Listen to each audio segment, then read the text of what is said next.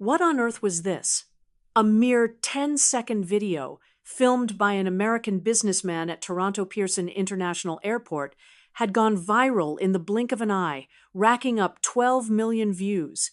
But what astonished the man who filmed it most wasn't the video's content, but the flood of unified comments from around the globe. You'd never see this in the States. How is it that only Canada can do this? What exactly did he capture, and why was the world so stunned? Let's find out. Mark Wilson, a 5-year-old senior partner at a top consulting firm headquartered in Los Angeles, earned an annual income well into 7 figures.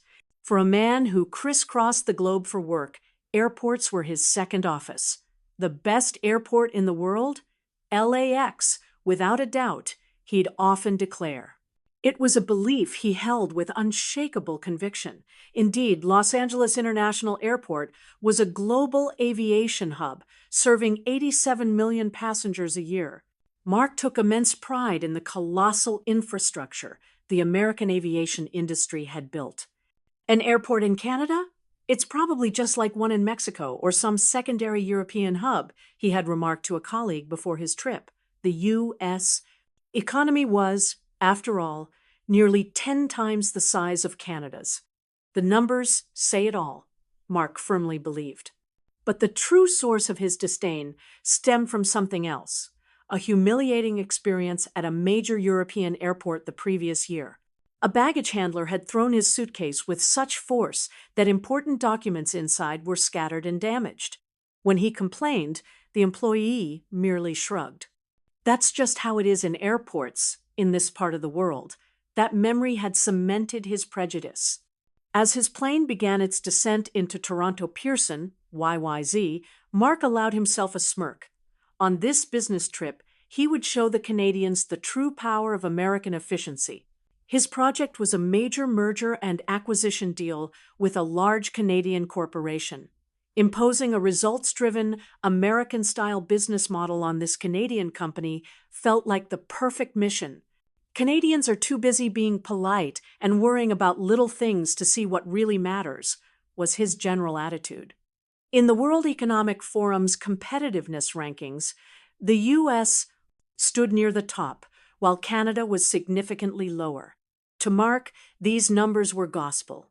Even as the flight attendant explained some nuances of Canadian culture, his expression remained coolly detached. Politeness doesn't boost profits. In business, results are all that matter. As the plane neared the gate, a sense of superiority swelled within him. He pictured the Canadian executives who would soon bow to the overwhelming force of American corporate might. He had no idea that the reality awaiting him would completely shatter his worldview. The moment the aircraft doors opened at Toronto Pearson, Mark's life-changing experience was about to begin. Stepping into the terminal, Mark immediately sensed something was slightly off. The floors were exceptionally clean, gleaming under the lights. Must have just been polished, he thought to himself. On his way to immigration, he glanced instinctively at his watch. At LAX, this time of day would mean monstrous queues. But the immigration hall at Pearson was moving with surprising fluidity. Probably just a slow day for them, Mark concluded, clinging to his assumptions. But it was at the baggage claim carousel that the first crack appeared in his rigid mindset. As airport staff unloaded luggage from the belt, they weren't just tossing them on, they were carefully, methodically arranging each bag. What are they doing? This was a sight he had never witnessed in the United States. There, baggage handlers simply placed bags on the carousel, indifferent to their orientation. But here, the staff were turning every suitcase so that the handle faced outward, making it easier for passengers to grab. How inefficient!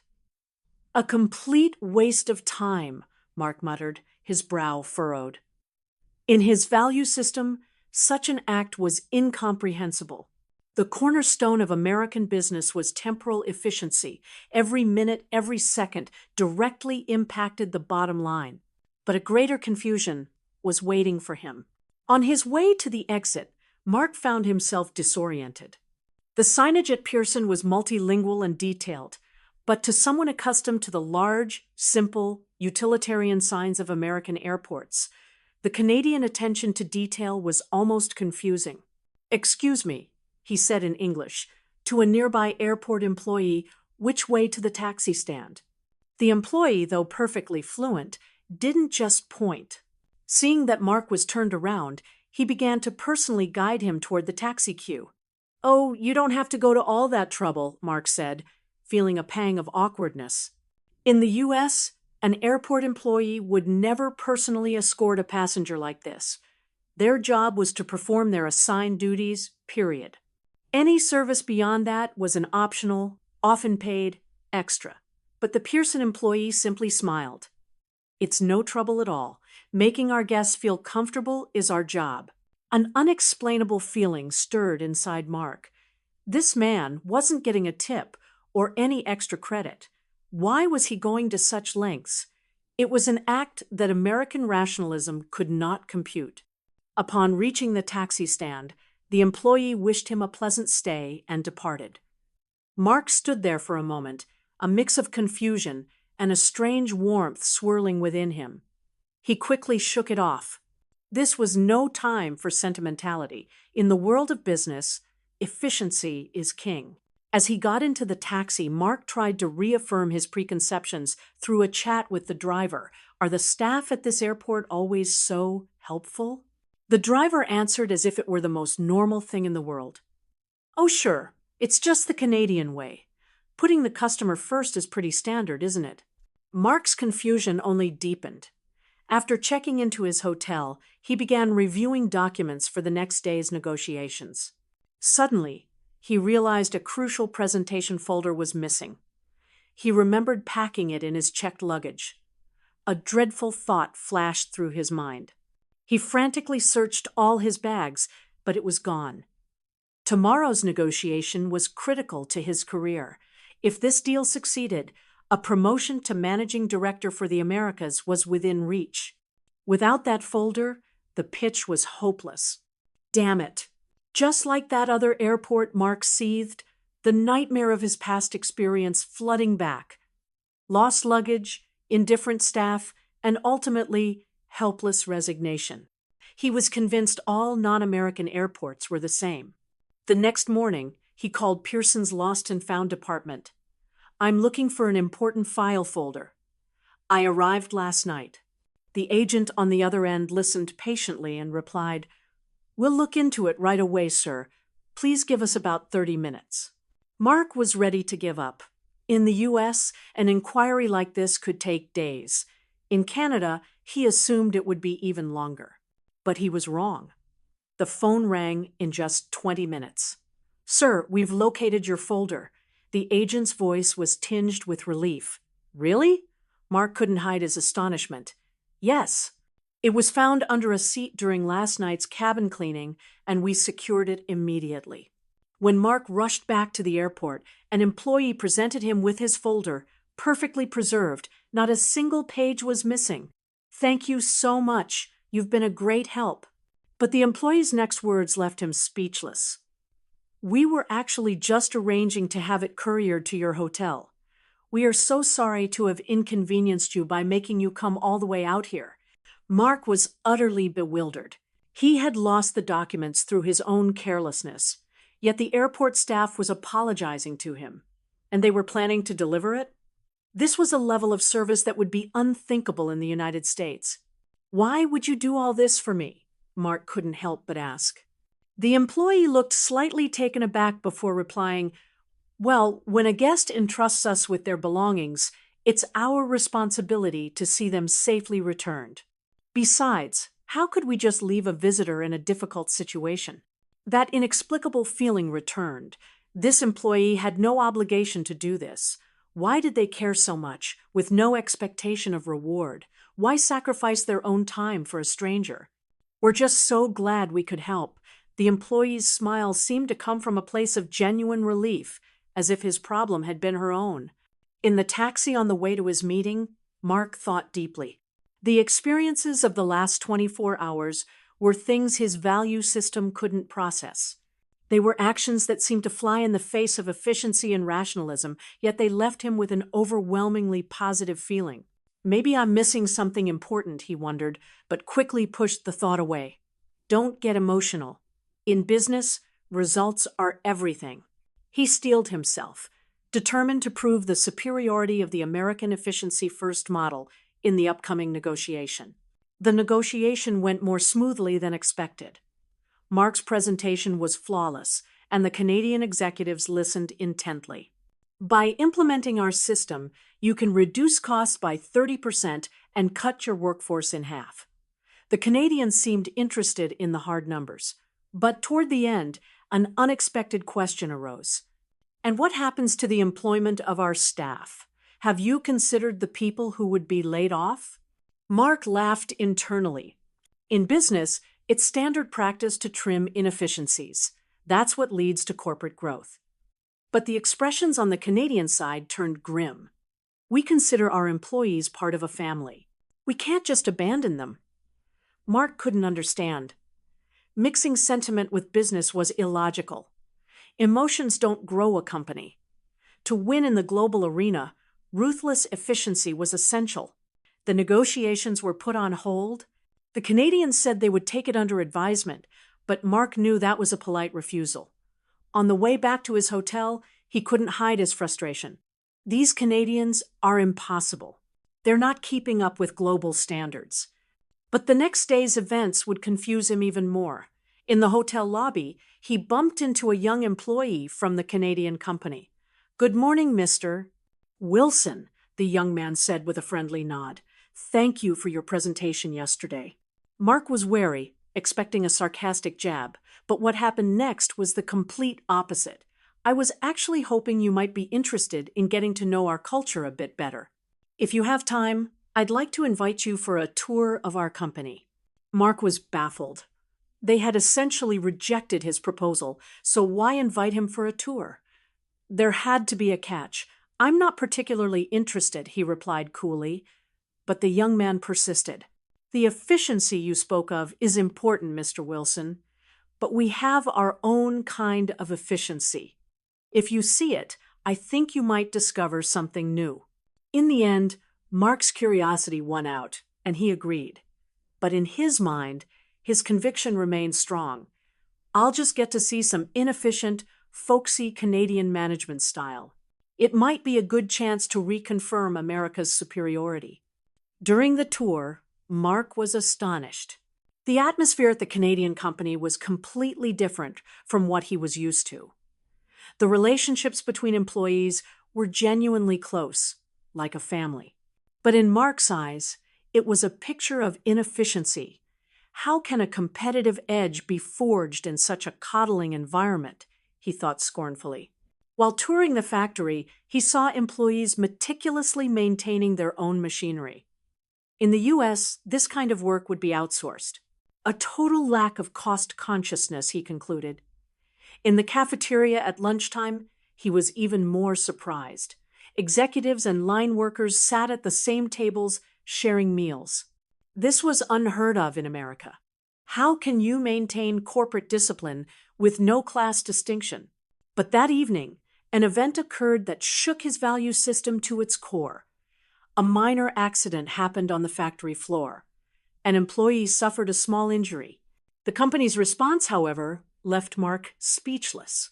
The moment the accident occurred, the atmosphere shifted, but there was none of the chaos Mark expected. Instead, there was a remarkably calm and systematic reaction. The nearest employees began first aid, while another called for an ambulance and a third contacted the worker's family. They're just following a manual, Mark thought initially. American companies had emergency protocols too, but what happened next was beyond his imagination. When the plant manager arrived on the scene, the first thing he did was apologize to the injured employee. "I am so sorry. This was due to my poor management." In the U.S., the first step would be to determine liability and assess legal risk. An emotional apology like this was a dangerous admission of fault, but the manager's apology was visibly heartfelt. Even more surprising was what happened after the injured employee was taken to the hospital. The manager gathered all the workers. This accident was a result of a problem in our safety management. Starting tomorrow, we will review every single work procedure. We will never let this happen again. Mark was completely lost. The accident was caused by the employee's own carelessness. Why was the manager taking responsibility? In the US, this would have been handled as a matter of personal accountability. But what he understood even less was the reaction of the other employees. No one blamed the manager. Instead, he heard comments like, "We all should have been more careful." This sense of collective responsibility for one person's mistake, it's so inefficient, Mark grumbled to himself. The sight that greeted him the next day, however, dealt a final blow to his worldview. When he returned to the factory, the employee who had been injured the day before was back at work, a bandage on his arm. "Why aren't you resting? You're entitled to paid sick leave and compensation, aren't you?" When Mark asked, the employee looked embarrassed. "I caused everyone so much trouble. How could I stay home? It's just a small injury. I can still do paperwork." The answer left Mark speechless. In America, it was standard practice to use as much sick leave as possible. It was a worker's right. But this employee chose responsibility over his rights. Even more astonishing was the behavior of his colleagues. They had naturally divided up the injured man's tasks among themselves. Not a single person complained. Instead, they asked, "Are you sure you're okay? Don't overdo it." What was happening here? Mark was in a daze, prioritizing the group's welfare over individual benefit, emphasizing responsibility over rights. This was the antithesis of every business theory he had ever learned. During a coffee break, he asked the young employee who was his guide, "Why is everyone so devoted to the company? They could be looking out for their own interests more." The young man thought for a moment before replying, "The company supports our lives, so it's natural for us to support the company. When we help each other, everyone is happier in the end." Mark still didn't fully grasp it, but when he saw the company's performance data, his confusion intensified. Compared to hyper-efficient American firms, their productivity was not inferior at all. On the contrary, their employee retention rate was incredibly high, and their product quality was demonstrably better. It must be a fluke. They're just having a good run, Mark told himself. But deep down, another feeling was taking root. Could it be that what he believed was efficiency was merely superficial? That true efficiency lay somewhere deeper? The question planted itself quietly in his mind. On the day of his departure, Mark was at Toronto Pearson with a complex mix of feelings. His week in Canada had profoundly shaken his perceptions, but he still couldn't fully accept it. Ultimately, the American way of business is the global standard. Canada is just a special case, he told himself as he walked to the check-in counter. Then, an unexpected problem occurred. A system glitch meant Mark's reservation couldn't be confirmed. "We apologize for the inconvenience, sir." "The system is taking some time to restore," the counter agent said with a polite bow. Mark started to get irritated. These things happened in the US all the time, but they usually ended with a shrug and, "It's a system issue." But the response at Pearson was completely different. "We are extremely sorry for this disruption. I'll have a manager come and assist you directly." A few minutes later, the actions of the manager who appeared made Mark's eyes widen. She was a middle-aged woman in a sharp uniform. "My name is Isabel. I want to offer my sincerest apologies for the inconvenience our system has caused you." Isabel gave a deep, respectful nod. In America, a manager would never come out to apologize so personally. But what was truly astounding was her next move. "As a token of our apology, we will be upgrading you to first class for your flight and would like to offer you this voucher for your next trip." Mark was floored. The system issue belonged to the airline, not the airport. Why was Pearson taking such responsibility? The airport and the airline are separate organizations, aren't they? "Why are you doing this for me?" Isabel answered with a small smile. "To our guests, the airport, and the airline, we are all Team Canada. Our only goal is to ensure you have a pleasant journey. The organizational boundaries don't matter. Those words hit Mark like a thunderbolt. In the U.S., corporate responsibilities were clearly delineated. Staying out of another department's business was a cardinal rule. But Isabel had just crossed organizational lines and put customer satisfaction first. While waiting in the first-class lounge, Mark replayed the events of the past week in his mind. The kind guidance of the airport employee, the lost and found staff who were going to courier his lost folder, the company that treated its employees like family, the factory where everyone took collective responsibility for an accident. And now, a manager who worked for the customer, ignoring corporate boundaries. The common thread in all of it was a profound consideration for others. It seemed to defy efficiency and rationalism, yet it consistently produced the best possible outcome. Perhaps this, he thought, is Canada's real strength. As boarding time approached, Mark instinctively pulled out his smartphone. He wanted to capture a video of Isabel's service. But his reason for filming was now completely different. Initially, he might have done it to mock what he saw as excessive Canadian politeness. Now, he wanted to show this incredible service to the world. When he asked Isabel for permission to film, she replied with a hint of bashfulness, "I'm only doing my job, but if you think it would be helpful, please go ahead." The video he shot was just 10 seconds long. It showed Isabel meticulously handling a piece of luggage and sending a passenger off with a warm smile. It was a simple, ordinary scene. But to Mark, he knew this ordinary scene was the very thing that demonstrated Canada's true power. As he boarded the plane, he whispered to himself, "I was so wrong. I was overlooking the most important thing of all," and he decided to share this video with the world. Upon returning to Los Angeles, Mark immediately posted the video on social media with a simple caption, "Is this for real?" A 10-second video from Toronto Pearson Airport. He poured his true feelings into the comments. "I was completely wrong about Canada. The employee in this video isn't doing anything special. She is simply thinking of the customer from the heart. And I've come to realize that this is Canada's real strength." The video spread like wildfire. It surpassed 1 million views in a single day and hit 12 million within a week. The comments that flooded in from around the world were more than Mark could have ever anticipated. "You would never see this at an American airport. This is that famous Canadian kindness. It's not just superficial service. You can feel the genuine care. Why is it only Canada that can do this?" What was especially moving were the comments from airport employees in other countries. "This is a standard we should all aspire to. We've forgotten how to truly care for the customer. I'm going to change my mindset tomorrow." Mark was deeply moved.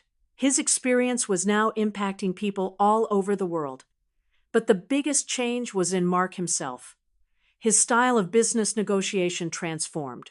He no longer focused solely on ruthless efficiency, but began to consider the other party's perspective. Cost reduction is important, but so is the livelihood of your employees. "Let's find a solution that achieves both," became his new mantra. At first, this approach was questioned by his colleagues. "What happened to you in Canada, Mark? This isn't like you." But the results were undeniable. His proposals, which took the other side's viewpoint into account, were more readily accepted by partner companies. He built long-term, trusting relationships, and client retention rates soared. 6 months later, Mark was promoted to managing director for the Americas. But what he was proudest of was something else. His video had sparked a movement to improve service at airports worldwide. A level of care that began to be called the Canadian standard led to a dramatic increase in passenger satisfaction. Messages of thanks arrived from Mark from across the globe. "Your video introduced me to the wonder of Canada. I want to visit. You taught me what true consideration means." Today, Mark travels to Canada several times a year, not just for business, but because there is still so much he wants to learn from the country. Not long ago, he saw Isabel again at Toronto Pearson.